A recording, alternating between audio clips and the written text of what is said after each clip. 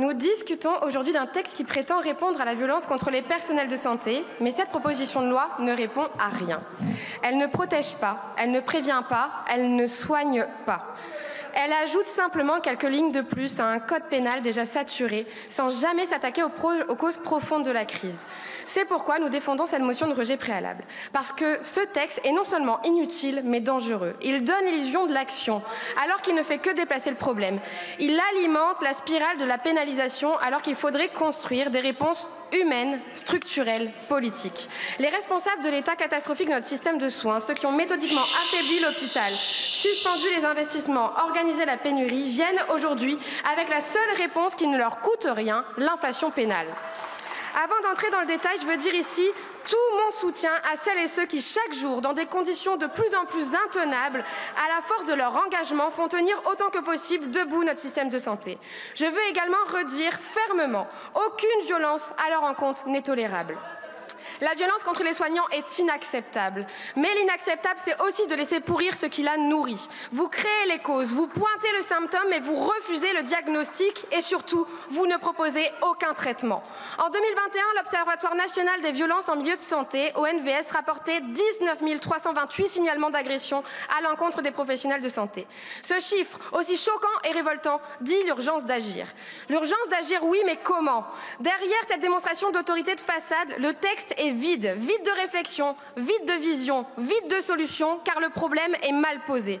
Vous traitez les violences comme des faits isolés, comme des dérapages imprévisibles, alors qu'elles sont bien souvent le symptôme d'un système à bout.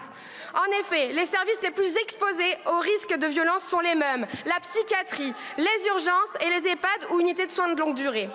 En 2021, ces trois secteurs concentraient à eux seuls près de 47% des actes de violence signalés. Et surtout, les raisons évoquées dans les signalements disent autre chose que ce que laisse entendre votre texte. En 2021, près d'un signalement sur deux, 48,5%, concernaient des reproches liés à la prise en charge du patient. En 2022, cette proportion grimpe encore à 51,4%. Autre cause majeure, le refus de soins, ou plus précisément le nursing, qui représente plus de 21% des cas. Autrement dit, on ne parle pas d'un problème d'ordre public, mais d'un problème de qualité de soins, de relations humaines, de conditions de travail. Et face à cela, le gouvernement répond par le pénal, comme il s'agissait d'un simple problème d'incivilité. Mais monsieur le ministre, je vous parle. Monsieur le ministre, c'est ni plus ni moins qu'une erreur de diagnostic. Le projet politique imposé par la Macronie depuis 2017. Excusez-moi, madame la députée, excusez-moi. S'il vous plaît, il y a 10 minutes, tout le monde va supporter qu'il y ait 10 minutes. On va le faire dans un petit peu plus de silence. Si, vous y compris ici. Si, donc on écoute dans le calme. Je suis sûre que le ministre répondra ensuite et nous l'écouterons également dans le calme. Allez-y, madame la députée, s'il vous plaît, vraiment. Merci, madame la présidente. Le projet politique imposé par la Macronie depuis 2017 est guidé non pas par une idée du bien commun, mais par des logiques comptables, managériales, technocratiques. On réduit, on externalise, on fait des économies sur tout, sauf sur les effets d'annonce. L'hôpital, comme tant d'autres services publics, est géré comme une entreprise en crise permanente. Flux tendu, personnel pressurisé, injonctions contradictoires.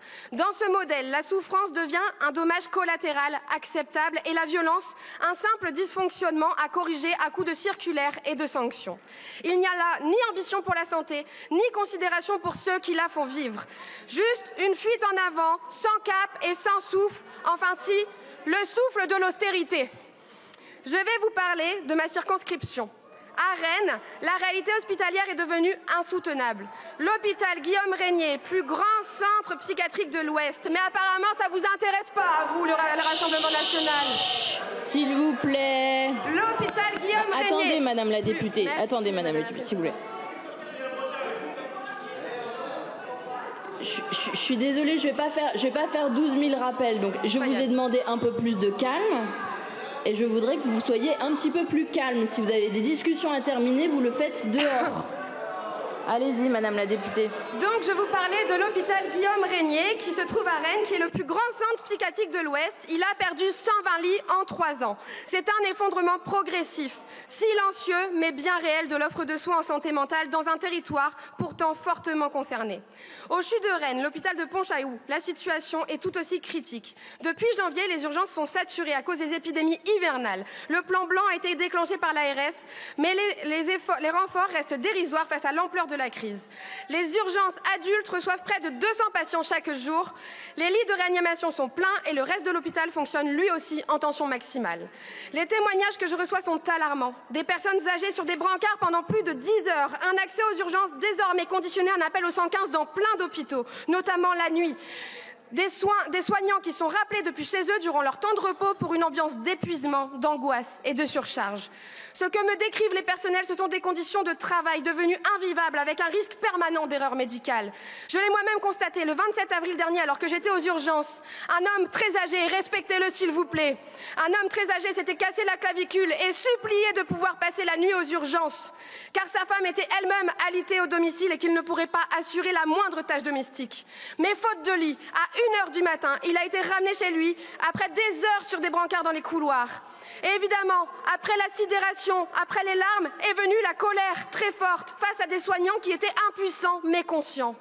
Cette situation locale reflète une tendance nationale alarmante. Depuis 2003, ce sont 94 000 lits qui ont disparu et le rythme s'accélère. Rien qu'en 2023, 4 867 lits ont encore été supprimés, soit une baisse de 1,3%, bien supérieure à la moyenne de moins 0,9% avant la crise sanitaire.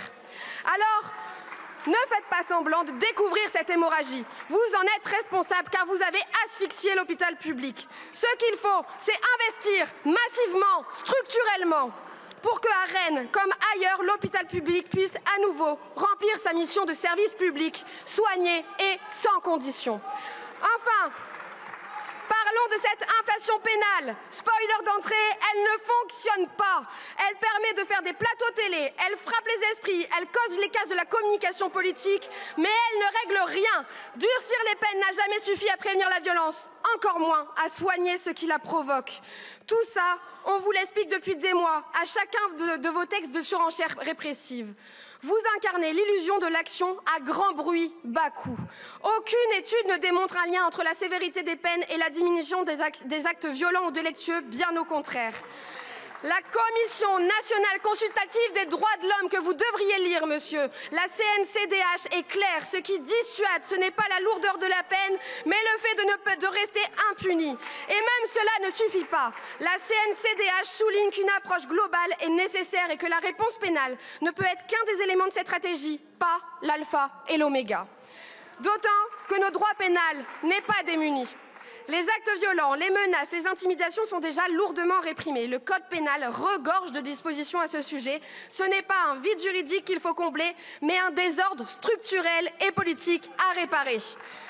Depuis 2017, vous avez méthodiquement affaibli les services publics, démantelé la solidarité, comprimé les moyens de l'action publique à tous les étages et toujours face aux conséquences de vos propres choix, vous agitez la réponse pénale comme si elle pouvait tout réparer. Les derniers textes portés par votre majorité en témoignent. Alors, regardons concrètement cette proposition de loi. La mise en place d'une prise en charge à 100% des soins par l'assurance maladie, comme nous le proposons? Ben non. Augmenter les recours aux contrats d'engagement de service public, CESP, pour les étudiants en médecine avec un objectif de 10 000 contrats conclus à la fin du quinquennat?